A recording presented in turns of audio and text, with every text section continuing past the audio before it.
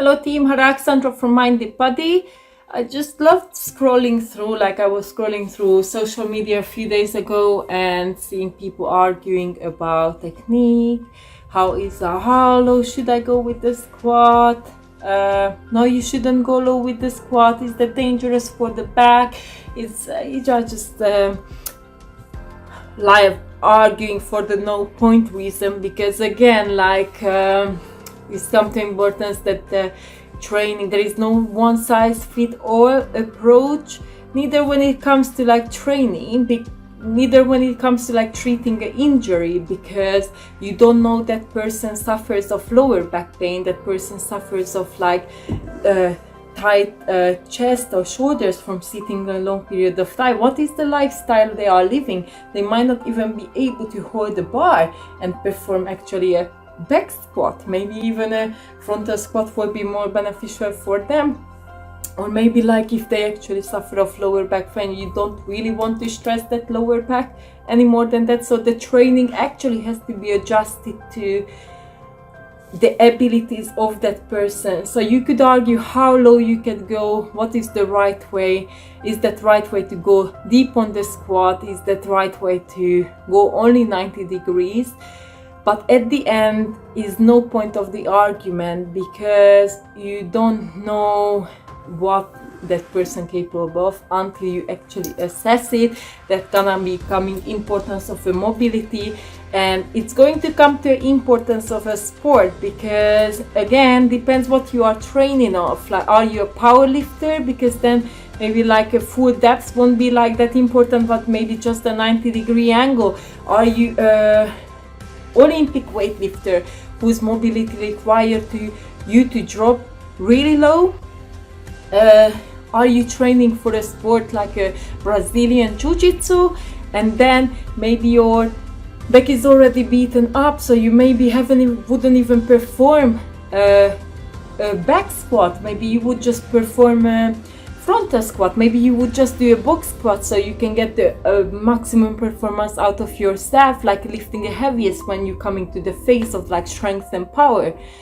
It honestly depends on so many reasons how you actually should do a squat. There are basic information out on YouTube which are general, but it does not talk about specifically about you and that how you should actually perform that exercise safely.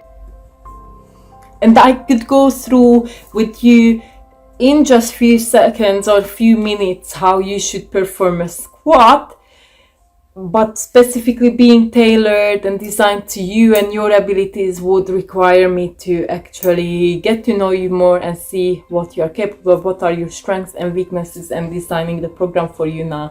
So keeping the feet forward, again, there are informations out there which are not correct too. So you can get free information everywhere, but that is not promising that it's gonna be correct. And as I said, no one size fits all approach.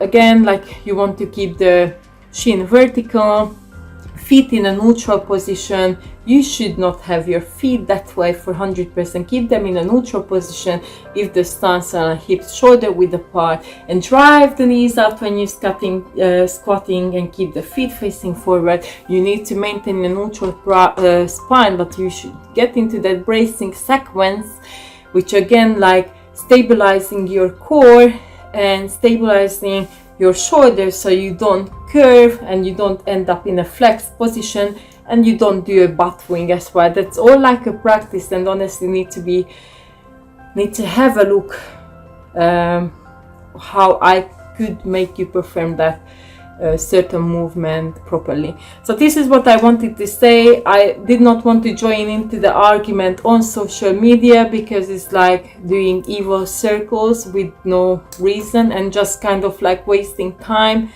And for those who left me comment that why do I charge for the programs, because they can get these informations on YouTube, or I can say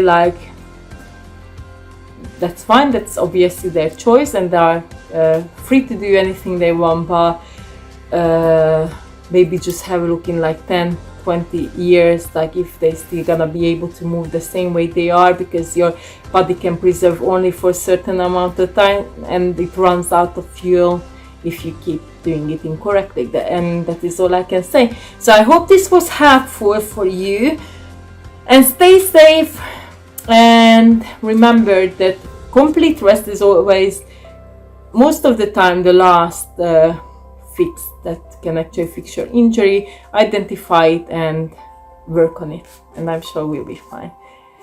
See you soon.